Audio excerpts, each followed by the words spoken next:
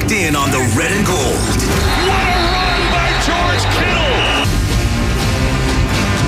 We're an hour from kickoff. Welcome to the Kickoff Show here on 95.7 The Game. Mark, Randy, and Lone Neal in with you today. I'm in for Evan today as Evan's down in San Diego with family for the holidays, so I'll be filling in for an hour here on the Kickoff Show with one of the greatest fullbacks of all time, Lone Neal. Lo, hope you had a Merry Christmas and a Happy New Year's Eve to you. How you doing today? You know what I'm doing? Absolutely legendary. I couldn't be better. It's great to do the show with you. Excited about your football knowledge. Excited just to have a great show for an hour and just talk about this 49ers team and talk about all the things that they should be celebrating because of this new year and the Christmas, because look like their stocking is pretty much full. Yeah, they got a lot to play for still as we enter Week 17 of the NFL season. This is the Kickoff Show presented by Habas Law. You've been wronged. Habas Law will fight to make it right. Call 1-800-INJURED or visit habaslaw.com. And speaking of injuries, Lo, there's a pretty extensive injury report for the San Francisco 49ers, also for the Washington Commanders.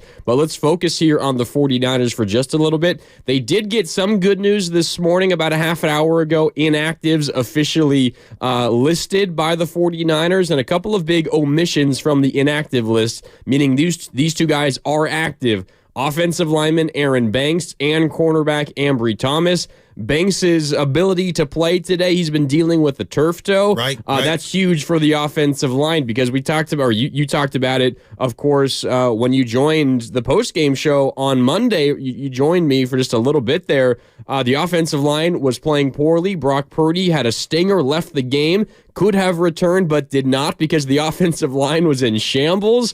But Aaron Banks will play. Trent Williams was on the injury report earlier this week. He will play. For the most part, the 49ers will have a somewhat normal offensive line, and that's very, very important considering how bad that portion of the team got beat by the Ravens on Monday. No question. I think Big Trent, I think they pulled him out. It was like, hey, look, why go out there as this guy's, his little groin's acting up a little bit. He could have probably played through it. It was like, for what? For what reason? We need him in, December, which is we're in now, and then, of course, January.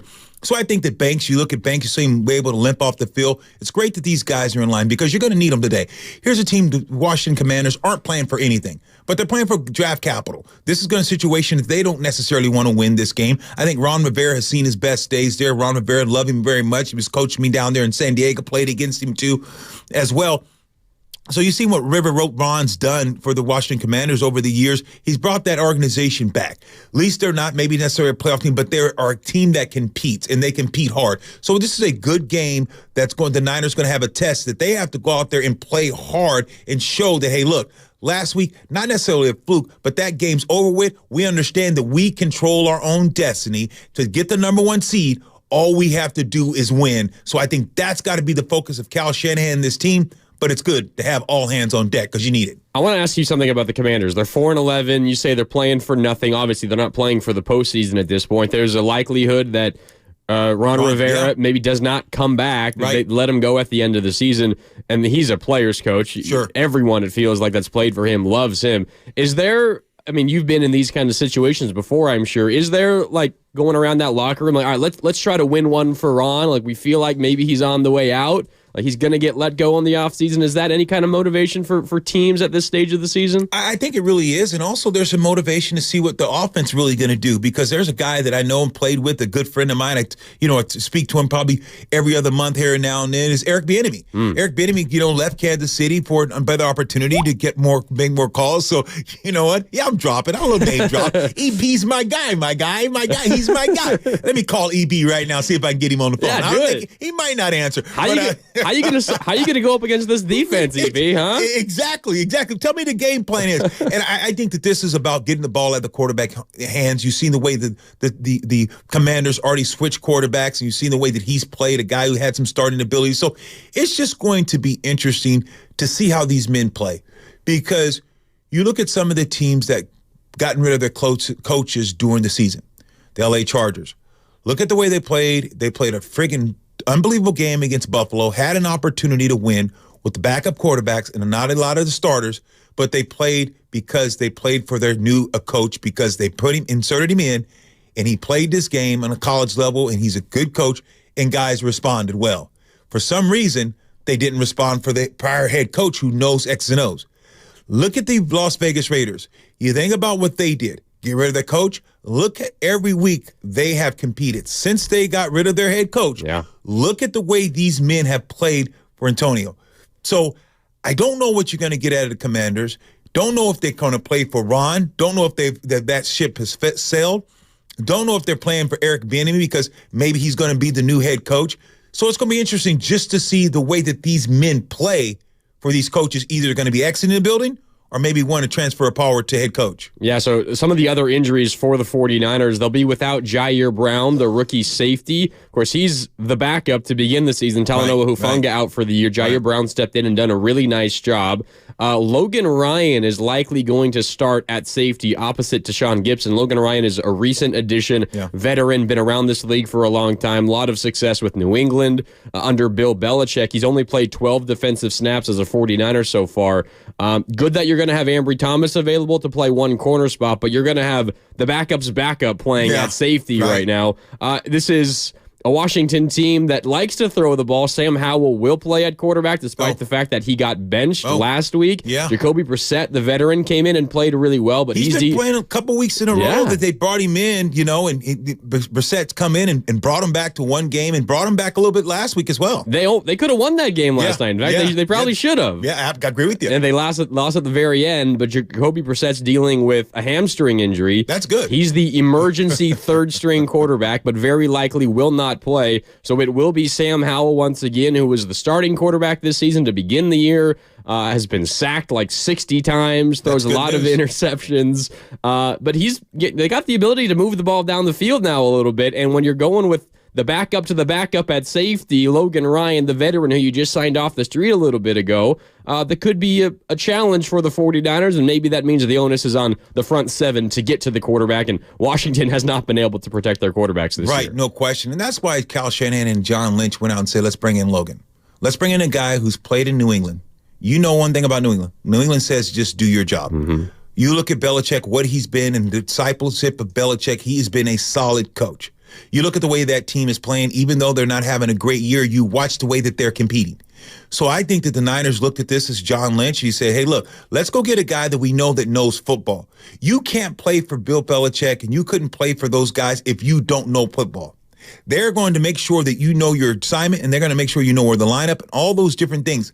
So I think this is a veteran move that this organization said, let's move toward a veteran. Let's go move for in a situation where we're going to have a guy that's been around, that started in this league, but also has a football IQ. So I think this is not a guy that can just go out and light it up and you think he's a great player, but it's a guy that knows technique. It's a guy that's disciplined, and it's a guy that can plug in and play well. Yeah, so keep an eye on Logan Ryan. He'll be making his first start very likely for the 49ers. Only played 12 defensive snaps. He is likely going to start because Jair Brown, the rookie safety, is out. A couple of other absences. Eric Armstead will continue to miss games. Wow. Yeah. He's got the plantar fasciitis on his foot. He's also dealing with the knee, but it seems like the plantar fasciitis is the bigger issue, so he will not play. We've seen what his absence has meant to the 49ers. They did get Javon Hargrave back last week, which is big in the middle. But I think Eric Armstead, a little bit disrespected in terms of his value to this team as a run stopper. He just shuts everything down in the middle. There might be an opening for Washington to run the ball a little bit because the Niners, again, without Armstead. You're absolutely right. Armstead, what he brings to the table is just not just his run defense, but his pass defense. He's a big guy who knocks down a lot of balls, also can get after the quarterback. He is a handful. I like the way that Armstead plays, so he's definitely missed. But I think that you'll see Armstead play next week. They might need him. Yes, they're not. That Rams team is looking good. You better believe it. The Rams are looking good, and they know that they're in the playoffs, and they would love nothing better but than to knock the 49ers off and put them as a number 2 seed because the Rams and the 49ers, they have bad blood amongst each other. So I really believe that's a great deal by Kyle Shanahan to say, look, let's let Armstead rest. Let's not throw this guy out here. We know we can win this game without him. And this is going to be a game that's going to be, we talk about it all the time, the game that's won in the trenches. The San Francisco 49ers offense and defense is better in the trenches. Let's not be mistaken. You look at the Washington Commanders, they had a fire sale. That's why the 49ers have one of the players that they had to fire sale and brought him in. And that's why when you look at exactly. And then look at the Chicago Bears that was a part of that fire sale that took some other players from the Washington, Commanders. So I look at the Commanders. This is a team that's selling. This is a team that's just wanting to see what's left in the cupboard. So this is a game that the Niners can't go out and think about who they're playing against. They got to take care of the Niners. The Niners today, this is a game that's about us. Let's show the world that we are still the San Francisco 49ers. And let's not worry about the Commanders. Let's just play 49er football. Yeah, the other major injury to worry about if you are a 49er is Juwan Jennings in concussion protocol still, so he will not play today. The Niners have also been down Ray McCloud for a while, so they're down your 3 and 4 receivers. We'll see who steps in. We've seen a little bit of Ronnie Bell. Are you shocked that Jennings been out this long, or is it kind of? It's got to. I mean, it must be a pretty serious concussion, right? Several weeks. I mean, usually it's 3 to 4 days protocol. Guys are back, but here's the second week in a row that Jennings is missing this. So kind of a little concerning there. Yeah, because here's a guy that we know that blocks well down the field. Mr. Third and Forever, third and Juwan. He's rigging pretty solid on third down. Yeah. The guy's huge in the run game. So I think his presence has been missed. But interesting just to see 2 weeks of a concussion must be more serious than we thought. Yeah, and I think with all these injuries for the 49ers, it just emphasizes how important it is to go out and win these next 2 games because you desperately want that bye week. And I know you were looking ahead. It's hard not to look ahead to the Rams. If you lose today, you lose to the Rams. You could be looking at the Rams in the wild card round. Yeah, because you wouldn't get the 1 seed. You wouldn't have the bye. No. You might be the 2, likely the 2, because the Lions lost last night, which is good for the 49ers. Right. Cowboys did the Niners a big favor last night. Maybe the refs did too, with the help down He didn't report. What'd you think about that play? It looked like he went and talked to the official. Now, who knows what he said when he went to talk to him? Taylor Decker, right? 68? Yeah, yes. He went and talked to the official before the play. Who knows what he said, but it looked like he was reporting. Yeah, it was interesting to watch that whole unfold because then you saw number 70 going crazy. Yeah. Did he report? Because it was 2 of them were eligible receivers, I guess, on the play. Well, the official said 70 reported, but he lined up on the line of scrimmage and did not go out for a route. So that would have been a flag. Exactly. And then 68 didn't report, and he went out and touched the ball, illegal touching. So there technically were 2 penalties. That's what they were saying. And because the other part was also that even though 68 was in there playing in an extra lineman situation all game long to run the ball, they've been had him in there. Then once he comes in to say he's eligible, he didn't tell them that. That's what they're saying, that's why the second penalty. But it was just interesting to watch that unfold because it looked good. You saw the officials say, that 2-point conversion good. And then all this discussion afterwards, was like, wow, what just happened there? But they still had a chance. They did. And not just once. Not just twice. Well, then Micah Parsons was offside. Exactly. Yeah. So they had 3 chances, right? 1 they converted, 1 out of 3. Yeah, so if you're not following, it was the Cowboys-Lions game last night. Yes. Lions down by 7. They drive down the field in the final minute of the game. They get into the end zone. A great Amon-Ra St. Brown touchdown, diving for the pylon. And Dan Campbell, as aggressive as always, decides to go for 2 and the win. There's 15, 20 seconds left. They get it at first with kind of a trick play to a big offensive lineman. It gets called back because of illegal touching. He apparently didn't report, but the Lions are claiming he did report. They go for it again. They miss it, but Micah Parsons was offside, so they have one more chance to go for it and the win. They don't get it. They don't get the onside kick. The Lions lose. The Niners now have a little bit of room over the Lions for a fight for the 1, potentially the 2 seed. So the Niners, regardless of how it happened, regardless of if it was fixed, whatever you want to say, the good news is the Lions lost, and that helps the 49ers. That was unbelievable play-by-play by you, by the way. I mean, that was great. Try my best. You did a great job of, regurgitating everything that happened. So I'll know the listeners right now, they're like, shoot, forget watching the game. They'll just listen to you. There we go. But, I mean, with that in mind, that helps the 49ers in terms of fighting for potentially the 1 or the 2, but you still got to deal with the Eagles, who you're currently tied with in the standings. You have the tiebreaker because you beat them. The Eagles have the Cardinals today and the Giants next week. You feel like that's 2 wins for the Eagles. The 49ers have Washington today, your big double-digit favorites today, and then you have the Rams at home, and Rams at home week 18 to close out the regular season. You're pretty beat up right now. You've got a number of injuries, which just, I think, underlines how important it is to get that number 1 overall seed. And the 49ers coming off of one of their worst performances of the season on Christmas against the Ravens. It's important to put that behind you, and maybe it's a good thing, Lo, that they're on a little bit of a short week. You played on Monday night. You got to travel out to D.C., the nation's capital, on Friday. You really had no choice but to put that bad performance on Monday behind you quickly and get ready for what is now becomes the biggest game of your season, because they all are now moving forward. Absolutely. And to your point, that's why this game is very, very important. Not important in the fact that they should win. It's important how they play. Reason why I'm saying it's important how they play, the defense need to have a bunch of 3-and-outs. They should not let this Commanders team have hope. Because once you start having the 3-and-outs and all those things starts to happen, or you don't get the 3-and-outs and they get extended drives, injuries, guys are wearing out, start getting tired, different things that happen. You need to go out here and start dominating. You need to start fast if you're the 49ers, because you don't want to stick around and let this become a game, but it's the way that you need to play. Because, yes, the 49ers should win this game, but you don't have to, it should be over in the first half. You want offense, you want to sustain drives, do everything that you need to do, and just make the defense want to quit.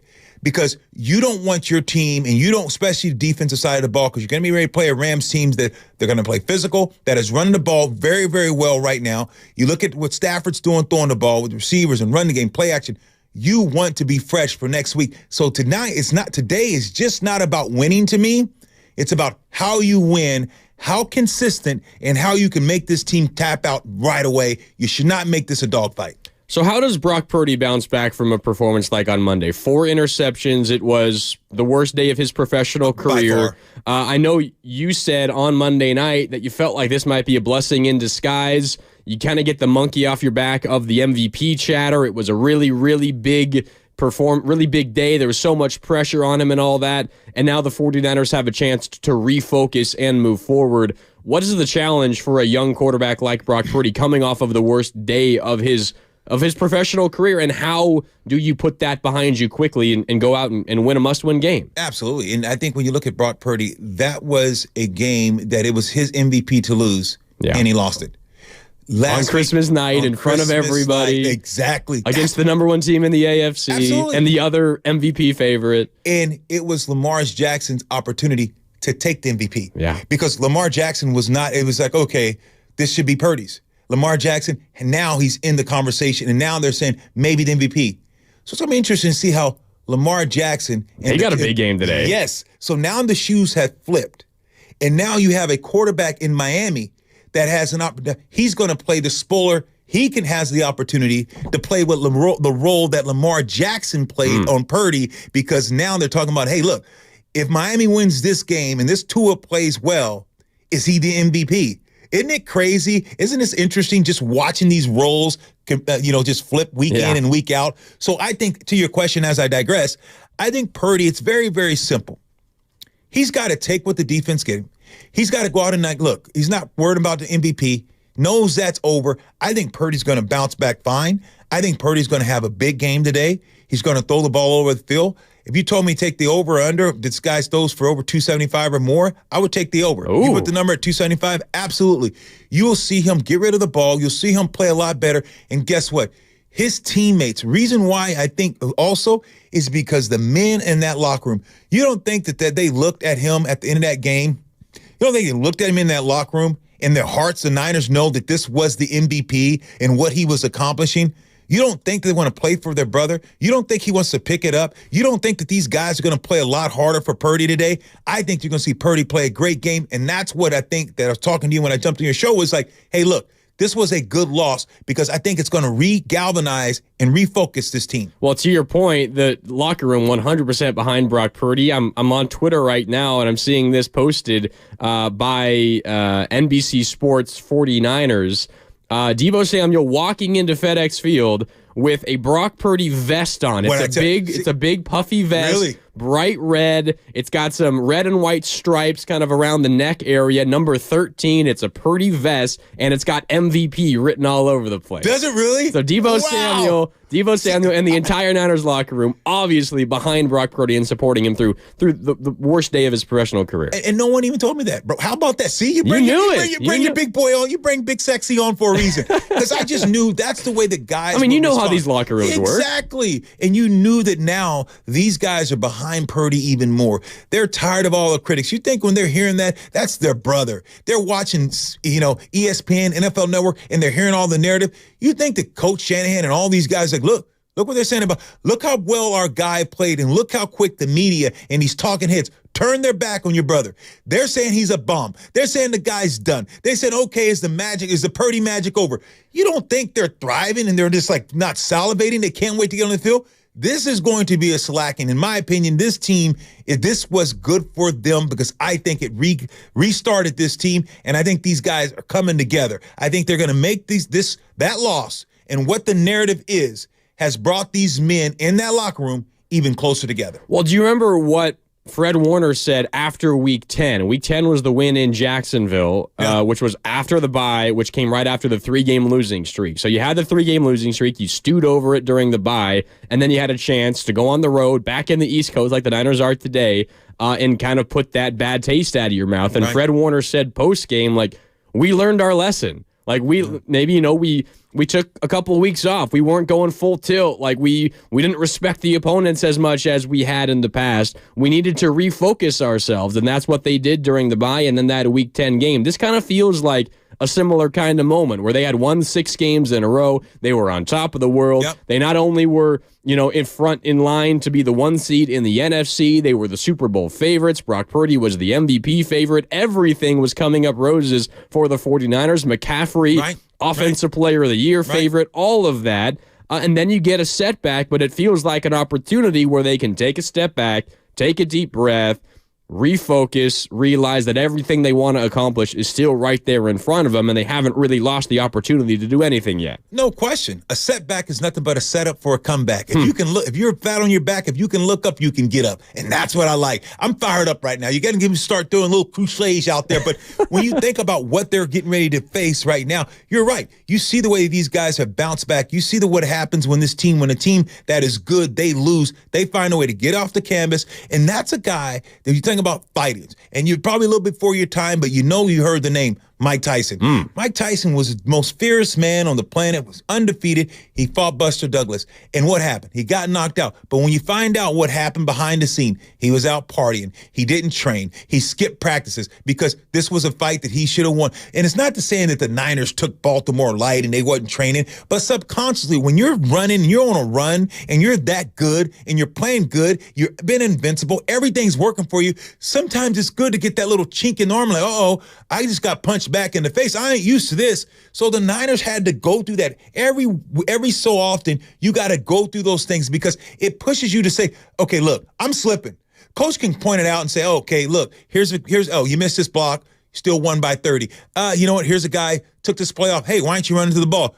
We still made the tackle down the field. He only picked up 3 yards instead of 7. Okay, so if you start looking at those little things, I was right there, but I stopped. I knew my guy, I knew Fred was going to get the tackle.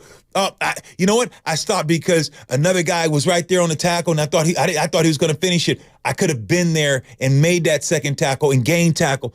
So sometimes those little things start creeping through and you don't necessarily, you say, okay, we're good enough to get by. That's the thing that I believed helped this Niner team. These little things that start to creep through, now they came to the surface and you lost against a Raven team that said, we're going to take advantage and we're going to exploit what we've seen on tape. So now the Niners, I think they're back in that grind mode. Not saying they wouldn't, but it's those little things that's going to push them to even make them better. Yeah, and they don't have the ability to slip up anymore. You look at the standings right now, the 49ers, again, they are currently first place in the NFC due to the tiebreaker over the Eagles. Those teams are both 11-4. The Lions 11-5. They lost last night. Those are the only teams that have a chance to be the number 1 overall seed. And there is a possibility, Lo, that the Niners could clinch the number 1 seed today if the Eagles lose to the Cardinals and the Niners beat the Washington Commanders. The Niners will be the number 1 seed. They can also guarantee, at worst, the 2 seed with a win today. But they need 2 combined wins and losses. Wins by the Niners and losses by the Eagles, 2 combined over the final 2 weeks to get the job done, which means this is an incredibly important game for the San Francisco 49ers. Again, they have the tiebreaker over the Eagles due to the head-to-head win, and they have the tiebreaker over the Lions, who are right now a half game behind the 49ers due to conference record. The one good thing about the Niners struggling against the AFC North, Lo, 3 of their 4 losses are to the AFC, which means you have the tiebreaker over just about everybody in the NFC. Right, and that's huge for this Niner team, and they understand that, and they know that, and they're not worried about a tiebreaker right now. Now they're saying, look, we just got to go take care of business. And I think that you look at the guys like Hargrave. That's what I guarantee that he's probably going over to Chase and saying, hey, look, you don't think Chase said, come on, let's go today, I need you. He's like, look, you took care of me. We played Philadelphia. You know what? We got that. We got that revenge. We took care of our brother. Now the team's going to rally around Chase today. This is now. You look at what happened for the Gravedigger. Boom. They went out and beat the Philadelphia, and they said, let's win this one for our brother. And now you have now you got another one of your brothers in Chase that's going back to where he just left, and let's go win one from him. So I think just the elements, everything surrounding this game, both good for the Niners. Yeah, I want to dig into that. What's it like returning to a place that you got drafted and played the first number of years in your career? We can get into that coming up on the other side as the kickoff show continues. Also, a couple of important defensive injuries for the Washington Commanders. Perhaps there's room for the 49ers to take advantage. And as Lowe said, maybe Brock Purdy gets up near 300 yards passing today. A couple of cornerbacks out for the Commanders. We'll get into that on the other side as well as the kickoff show continues, presented by Habas Law. You've been wronged. Habas Law will fight to make it right. Call 1-800-INJURED or visit habaslaw.com. It's the kickoff show. Mark Randy in for Evan Giddings alongside Lo Neal. More coming up next on 95.7 The Game. It's not just the season of giving. It's the season of giving back. That's why Kia is continuing its tradition of helping others by extending its partnership with St. Jude Children's Research Hospital. Kia's goal is to help St. Jude continue to improve the lives of kids and their families around the world through Kia's Accelerate the Good program. We want to make every child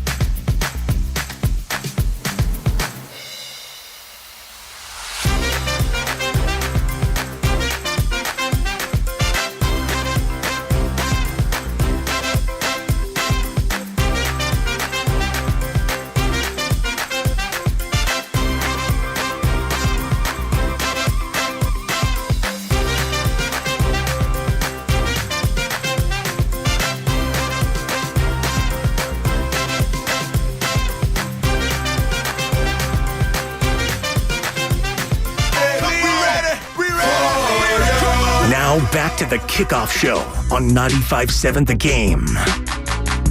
Welcome back. We're a half hour to kick. FedEx Field in the nation's capital, Washington, D.C. Welcome back to the Kickoff Show here on 95.7 The Game. Mark Randy and Lo Neal with you. I'm in for Evan Giddings, who you normally hear on the Kickoff Show for road games. Evan down with some family in Southern California for Christmas and New Year's. He'll be back. Hear him back here on 95.7 The Game in a little bit. The Kickoff Show presented by Habas Law. You've been wronged. Habas Law will fight to make it right. Call 1-800-INJURED or visit Habas Law. Again, Mark Randy and the great Lo Neal with you here on 95.7 The Game. Lo, you brought up something just before we went to break about the 49ers rallying around the former commander Chase Young. Of course, he was drafted. He was the defensive rookie of the year back in 2020. He played there for 3+ seasons. This is his fourth year in the league. Traded midseason this year, now 7 games with the 49ers, has 2.5 sacks, and his acquisition kind of coincided with when the 49ers turned things around after that 3-game losing streak. But what's the emotions like for a guy who's returning to the place that drafted him, where he had some individual success? They made the playoffs a year here and there. But it wasn't always the smoothest relationship. So what is he going through now, a half hour to kick off, where he returns to the place where it all started for him? Well, you first thing you're thinking is like, I can't wait to that game. You circle that game and you're like, I'm working out in the off season or during the season, or if you get traded, I can't wait to see them, because they didn't even want me. They traded me. They cut me, whatever it may be. That's because they didn't want you. Let's just be real. They can say, oh, well, you know what? It just didn't work, because they didn't want us to re-sign him. They don't want to give him that huge contract that he's going to be due after the year. So they said, let's move on. I remember playing for the Tennessee Titans, Music City Miracle, playing, going to the Super Bowl, having a pretty good year, then playing the next year, doing well. And they wanted me to restructure and said, oh, we're going to probably go in a new direction. So they cut me. I was like, wow. And they're like, well, if you restructure, we won't cut you. I'm like, that's for the birds.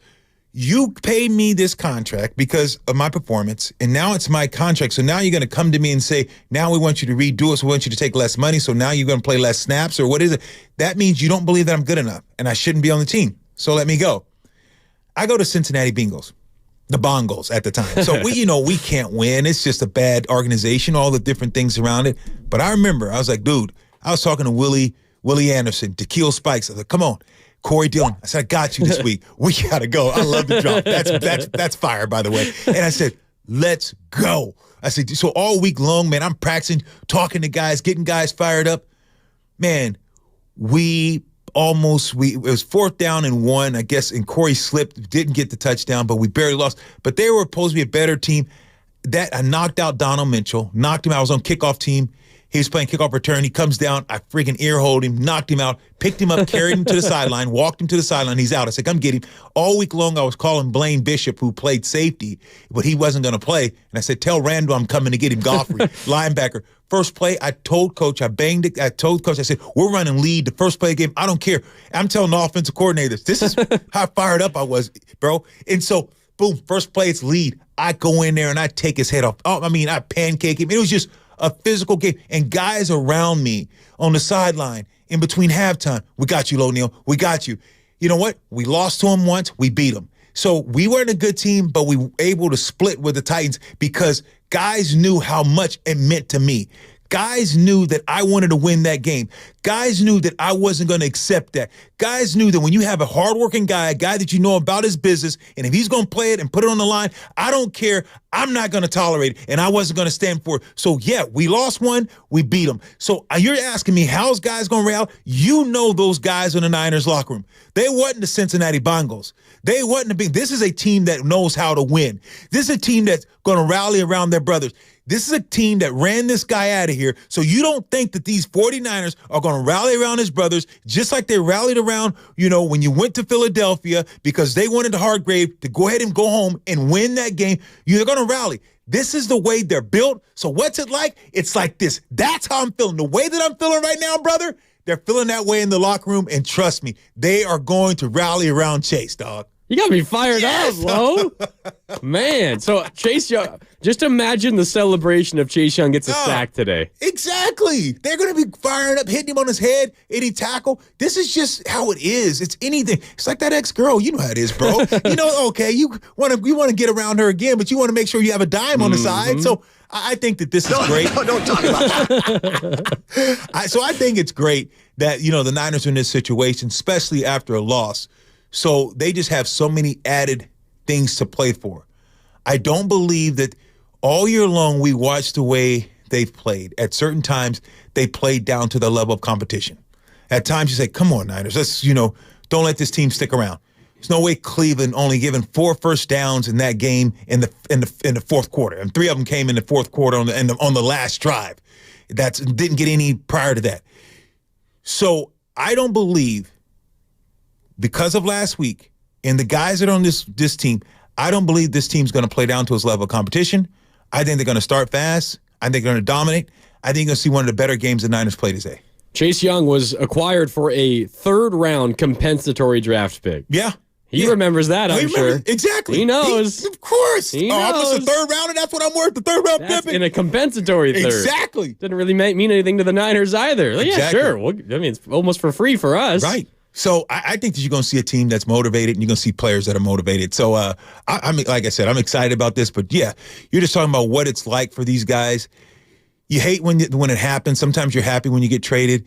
But you're like, hey, look, you still have to uproot, move your family, different things you're doing. You've been in that place a couple of years. You got your house. You got everything. And just the headache during the season. And be able teammates. to I'm sure you love a bunch of your teammates. Absolutely. And he'll high five and hug guys and give guys five because he doesn't hate the guys. They're still his boys. But now it's about saying, okay, who's going to get those bragging rights off season when he goes back to D.C. to go hang out? He wants to be able to say, yeah, what happened? We got that butt. So I'm just excited to really see the way that he plays and just see the way the guys on defense especially play around him. Yeah, 14-point favorites are the 49ers today on the road against the Washington Commanders. Although we'd be lying if we said that the Niners defense, they have a couple of issues the last couple of weeks. Yeah. I mean, you go back to the Cardinals game, they gave up 240 yards on the ground. Yes, they did. Against the Ravens, I mean, Lamar Jackson is just a different beast. He's difficult. Yeah. But, I mean, this Niners defense missing a bunch of tackles lately. You're getting behind the defense a little bit. Maybe the motivation and, the realization that you lost last week and Chase Young returning is enough to kind of reinvigorate them. But the defense hasn't looked as good as they have been this season the last couple of weeks. Oh, no question. They haven't. The last couple of weeks, especially the Ravens, though, you got to excuse some of it. Lamar Jackson made a hell of a play right before half when he scrambles. Oh, man. Is that not amazing, though? He broke Fred Warner's ankles, and that never happens. Broke his ankles. And same thing with Jair Brown. Oh, my goodness. He cut on a dime and he left 9 cents change. 9.5. No, he left a dime. I mean, he broke Freddie's ankles. But that play was unbelievable. When you think about the Niners defense, how much of that was on the offense? When you think about the turnovers that the offense gave Baltimore short field, it really wasn't, I don't think the defense played all that bad. And despite that loss, they still had a chance. If they score with 2 minutes and some seconds left, and kick the ball off and still have a timeout or so left and still have the 2-minute warning, you never know how that game would have turned out. And it was 5 turnovers to 0. Exactly. And technically they were still in it. And still was in the game. So in spite of playing as bad as they did, especially with Purdy, I think that they still had an opportunity to make that a salvageable game, at least make it go down to the wire. So I think you got to turn the page. And when you lose, you usually have a great deal of resolve. Resolve not to lose again, resolve to make better decisions. And I think that's where the 49ers are. And it starts with the trigger man, and that's Brock Purdy. And he understands what's the narrative is. He understands what he lost, which is the MVP. He understands that these people are looking at him. But Brock Purdy doesn't really care about that. He cares about the teammates. He cares about each one of those guys. If you listen to his press conference, I guarantee, I didn't even listen to it, but I guarantee he said, you know what he's going to say. I lost. I let those friends down. Yeah. I'm more concerned of what those guys in that locker room. I'm more concerned about how I let them down because we played well enough to win that game, but I failed them. That's what I love about Brock Purdy. He has accountability. And he's going up against what's going to be some backup cornerbacks for Washington. They're down their 2 starters, Benjamin St-Juste and Kendall Fuller, inactive today for the Washington Commanders. So you're going to have a couple of backup cornerbacks And I think that's where you see Brandon Ayuk start to lick his chops a little bit low. I mean, this is a guy, of course, who's going into a potential contract extension offseason. He's over 1,000 yards for the second consecutive season. And now you go up against a couple of backups on the opposing side. This might be a game for the Purdy and Ayuk connection. I would love it. I mean, when you watch Ayuk go out and run routes and just how deceptive he is in his route running, his ability to stem his routes, his ability to create separation, he's one of the finest in this league. He's not necessarily a blazing speed. He has deceptive speed. It's going to be interesting to watch him and Purdy go at it because Purdy would want nothing more for this guy to be paid. Yeah, of course. And I mean, you look at the game last night was the Cowboys and the Lions. CeeDee Lamb and Brandon Ayuk, the same draft class. I mean, those might be, there's a couple of good receivers from that class, but CeeDee's having an incredible season. For as good as Ayuk has been this year, CeeDee's on a different level right now. And Ayuk wants to match him step for step. Lamb went off last night. I mean, what, a 92-yard touchdown? Yes. What did he go for, 230, 240? I mean, CeeDee Lamb, and he fumbled the ball out of the end zone. Yeah, he could have had another touchdown. Could have had another tug. So it's going. To watch those guys on the same page, and I think that's when you look at Purdy, the way that he knows how to find his guys and get guys involved. He knows what he's doing with the ball. And I think last week was not a reflection of who Brock Purdy is by no stretch of imagination. Like I said, just think he had an off night. I can't wait to watch these guys hook up, especially when you're going against a couple backup corners that they want to play well. They're going to try to play well, but they're backups for a reason. So the Niners have a chance to do something really interesting. Brandon Ayuk, as we mentioned, already over 1,000 yards this season, 1,203. George Kittle is 9 yards away from 1,000 receiving yards. Deebo Samuel has 834 receiving yards, but he also has 179 on the ground. So he's over 1,000 all-purpose yards. George Kittle is 9 yards away from that. He had 2 rushing yards, so technically 7 yards away from 1,000 all-purpose yards. And then McCaffrey, of course, he's well over 1,000. So the 49ers, if George Kittle just has 7 total yards today from scrimmage, could have 4 offensive players with over 1,000 all-purpose yards this season. Is this the first time they said in history of the NFL? Oh, I'll have to double check that. Well, that number is just unbelievable. You're going to have 4 players with over 1,000 all-purpose yards. That is rare. I know I played for some pretty phenomenal teams, the like of Antonio Gates and LaDainian Tomlinson, but to have not 1, not 2, not 3, but 4 guys with over a total of 100 yards. You think about when, Jerry Rice and with T.O. and the different guys that you've had, but think about it. I mean, you're talking about 4 players, though. I have not heard the greatest show on turf. Marshall Faulk, Isaiah Bruce, they might have came close. That might look at that Rams team. The crack staff back there, if they can get that dialed up and see if the Rams back in the day had 4 guys. But that's pretty amazing. I mean, that just speaks to how good this offense is. And I think that's part of why the conversation around Brock Purdy is maybe he doesn't get the respect that he deserves because you have all this talent around him. But the quarterback still got to get his guys the ball in the right spots. No question. People talk about, it's a system and all that. I said, you know what? Yeah, it is a system. But every team, newsflash, has a system that they operate within. But you got to make sure that you know where to go with the ball and get people involved. And what he's been able to do to get everyone involved it's been absolutely magnificent the way you think about what Brock Purdy has done and the way he spreaded the wealth. Yeah. I think, if we're thinking about keys for this game, as we got a little more than 10 minutes left here on the Kickoff Show here on 95.7 The Game, presented by Habas Law. You've been wronged. Habas Law will fight to make it right. Call 1-800-INJURED or visit habaslaw.com. Low, in a game like this where the 49ers are 2-touchdown favorites on the road against the Washington Commanders, it feels like the only way the Niners lose this game is if they commit 4 or 5 turnovers again, right? The key to the game is pretty simple. Just take care of the ball. Yeah, I think it would take 10 to 12 to lose this game. They're not going to turn the ball that many times. Yeah, the key is hold on to the ball, but the key also is just to start fast. The key is on offense. Look. And they've done that a lot this year. They have. And usually, this was the exception of last game, usually get a first drive. It's how many times they've scored on the first time they get the ball, the first 15, the way that Kyle Shanahan scripts it. But I think that the key offensively is stay ahead of the sticks. Make sure Purdy gets the ball out of his hands quick. Make sure the running game, you get McCaffrey involved early. Make sure the running game is established. And self-inflicted wounds. You can't turn the ball over. You can't fumble the ball. Defensively, it's wrap. It's get to the ball and swarm tackle. Do the things. Don't give the Commanders any hope. This defense is still one of the better defense in the league. You got one of the best linebackers in the league. You got guys up front, Nicky Bolson, other guys up front, Hargrave that can get after it. You got playmakers on defense. Play like that. You got to tackle. You got to swarm tackle. This team, when it tackles, when you got 1, 2, 3, have a party at the ball. That's what they got to go back to on defense. You can't have these stupid penalties on offense and defense. You got to play within yourself. That's going to be the key. Play 49er football, but play it with consistency and play it from the jump. John, do you have an answer back there for us? John's been working back there for a while. Greatest show on turf. Come on, John. Jump in the game. Get in the game. Let me hear that. That radio voice. Yes, Isaac Bruce and Torrey Holt both had 1,100 and 1,300 yards. Okay. Marshall was in there. Marshall was a little short. He had about 800 yards receiving. But all-purpose yards, he was over 1,000. Yes. All-purpose was almost over 2,000. So that's three. It was 1,800. Who was their fourth? Who was their fourth? Was there a fourth that was close to 1,000? Because you went and pulled that up. So because we wanted to say that all the 49ers all-purpose yards, rushing and receiving. You have 4 guys.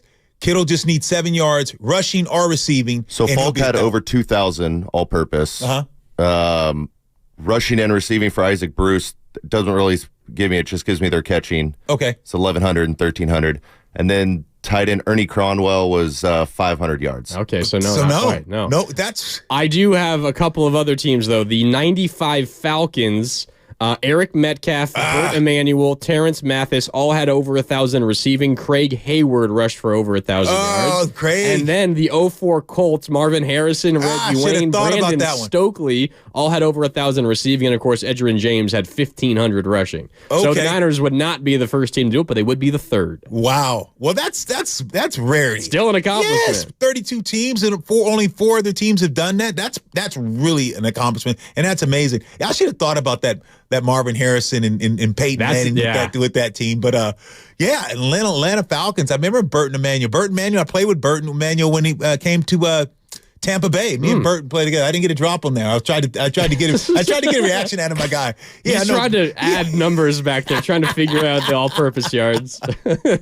He's a little busy at the moment. No worries. But I mean, and the records nowadays with the extra game, it always feels like people are like, well, you had an extra game to do it. The Niners can do it today, right? Which is the normal season, right? That's what's awesome. They have a chance to avoid the asterisk altogether on this one. Absolutely, too. And that would be. I think that's the great thing because you can do it in a regular season game. Of course, like you said, one extra game next week. So I think it's imperative that they do that so they can say, look, all this stuff is remissed. You can't use it. You think about, that's why I think that another guy still. I keep talking about, McCaffrey, far as MVP, what he's done in 16 games, and see what he does after today. I still think that this guy's name should be in that MVP record, in that MVP conversation.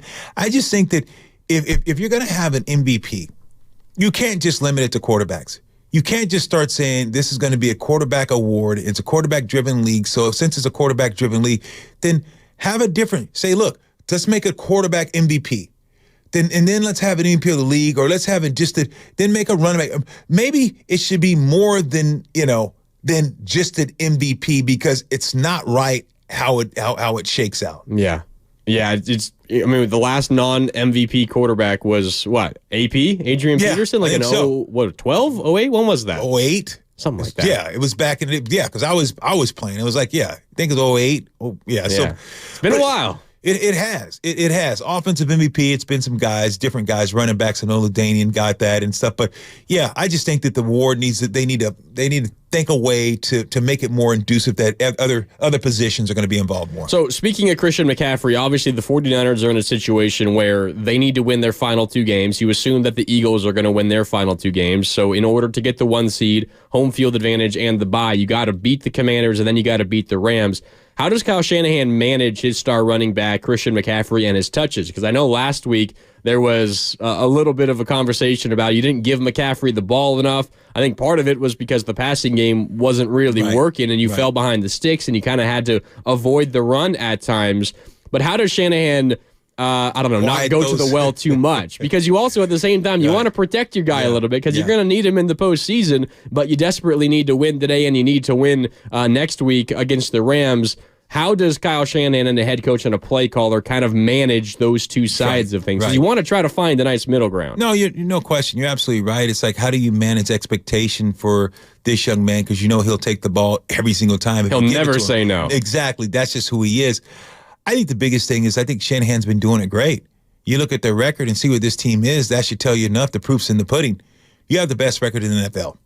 You are still the number one seed in the NFC. So everyone should just relax, as Aaron Rodgers would say, and pump the brakes before we just say, hey, look, give the guy, you have the playoff run that you want him to be ready to go. I think that you still have to limit it right now. And if next week, if you want to crank it up next week against the Rams, then if you have to, then you have to do it. But so limit just because of the opponent, and you feel like you should be able to win? I think is that what you think? No question, you should be able to win. But then moving forward, you know, the playoffs, you want this guy fresh. You want that bye week, and so he can get even healthier. And then when the playoff starts, it's all hands on deck. What are you sprinting for now? Now you're sprinting to the finish line. It's just a long season. So Shanahan could have gave this guy he could have ran away with MVP. If Shanahan wanted to have McCaffrey run away with the MVP, he probably could have, because he could have gave him the ball a lot more and did a lot more things to utilize him. But he knew that this was a long haul. He knew that this is what they're playing for. You remember that game? I think it was several weeks back. I forget who they're playing with. You can refresh my memory. You know, and they were up by a lot, and they put McCaffrey back in to get that touchdown. He had the record going, and had a touchdown in every game, and and they put him back in at the end of the game just to try to get the record. And what did the fans do? They went crazy. Oh, why is he in there? Oh, he shouldn't be trying to run. It wasn't trying to run it up. It was for McCaffrey because, hey, look, he wanted to get that touchdown. He had that streak going, and they were up by double digits, and they're like, oh, they shouldn't have him in there. So you can't win. There's either way you lose. As a coach, you're never right, because someone's always going to say, well, I wouldn't have did that. He shouldn't have did that. That's just because we're human.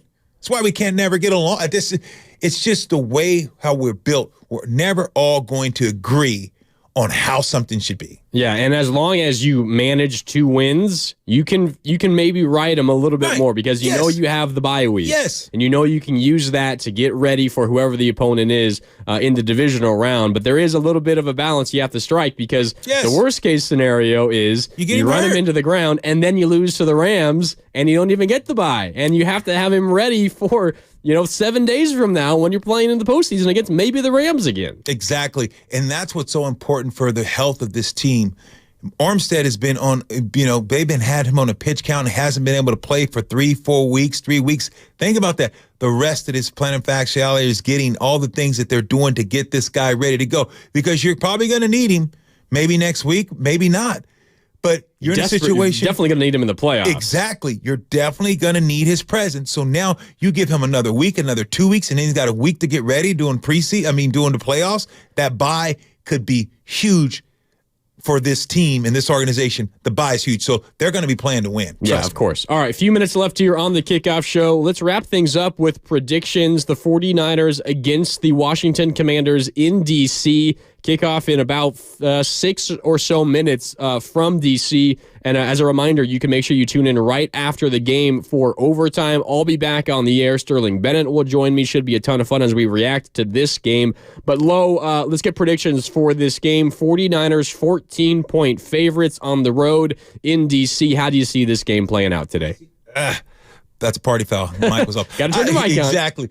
I see this game maybe 30, I'd say 30, if you said take the over 30 or more to 17. I don't see the Commanders scoring more than 17. I think the Niners over 30 to 17 max. Very, very close to my prediction. I was thinking 31-17. Yeah, see? So you and I we're on the same page. Exactly. We better not be wrong. No, now. we're not. Speak positive. Speak positive, baby. 31-17, the Niners get back over 30 points. I know you like Brock Purdy throwing for near 300 passing yards today. What do you look? You see Brock throwing it all over the park today? Maybe not quite 300, but I think, there's 270. I'll give you the number. 250, over under. I'll go over that. Okay. And I think he's throwing for 3 touchdowns. There we go. Lock it up, baby. 2 of them to Ayuk. Okay. That's my bold take. Ayuk getting in the end zone twice today. Ayuk was a little bit invisible against the Ravens. And then he figured it out kind of it wasn't really garbage time, but towards down the end when they were down by like 18 points, he got going a little bit. Yeah. But Ayuk wasn't really involved the first 3 quarters. I think he has a bounce back today as well. Yeah, and I think you're absolutely right. But you got to realize a lot of that was because the inability of Purdy to get the ball right away. And that Ravens defense. And the Ravens defense was in his face. Kyle Hamilton is special. Oh, he is. And they were bullying. They kind of, it was good for the Niners because they bullied them around. It was still a competitive game, but they did bull him around, and they got Brock in some tough situations. Some of the throws, just wish he would have just threw them away instead of saying, I'm going to try to force it in here. Throw the ball away, live to fight another down, punt the ball, make the defense stand up and play, make Baltimore drive at the length of the field. So you got to be cautious of that, and that's what I want to see Purdy do today. In situations, throw the ball away, go back to Brock Purdy. Hey, look. In and out, I'm going to throw it away, I'm going to take the sack, and then I'm going to live to fight another day, and then I'll leave it my defense. I'm not going to give the Commanders a short field. That's the mindset of the quarterback signal caller today. Yeah, pretty simple key for the 49ers. Don't turn the ball over 5 times, and you'll probably come out of the nation's capital with a win. All right, that'll do it for the Kickoff Show here on 95.7 The Game. For John Lucan across the glass, for my partner, the great Lo Neal. Happy New Year to everyone out there. Make sure you tune in right after the game for overtime. I'll be back with Sterling Bennett for that the second the game ends. And if it is a blowout, as Lo thinks, maybe even at the 2-minute warning. So make sure you got us going on YouTube, on the Odyssey app, here on 95.7 The Game. But that'll do it for the Kickoff Show presented by Habas Law. You've been wronged. Habas Law will fight to make it right. Call 1-800-INJURED or visit habaslaw.com. Lo, great to hang out with you. Happy New Year and go 49ers. You're the best. Cheers. All right, that's Lo Neal. This is Mark Randy signing off. Go Niners. Check out the overtime, the post-game show coming up after the game right here on 95.7 The Game. Are you facing the daunting aftermath of a DUI arrest? Your life doesn't have to spiral out of control. Take action now and regain control of your future. I'm Nabil Ahmed, your trusted partner in the fight against DUI charges. I'm a dedicated DUI attorney that is ready to stand by your side, working tirelessly to protect your rights and your freedom. Don't let one mistake define your future. When the stakes are high, make the call that counts. Contact me at eastbaylawpractice.com. That's eastbaylawpractice.com. Hi, Discover. It's Jennifer Coolidge. I just got a fraud alert. No problem. You're never held.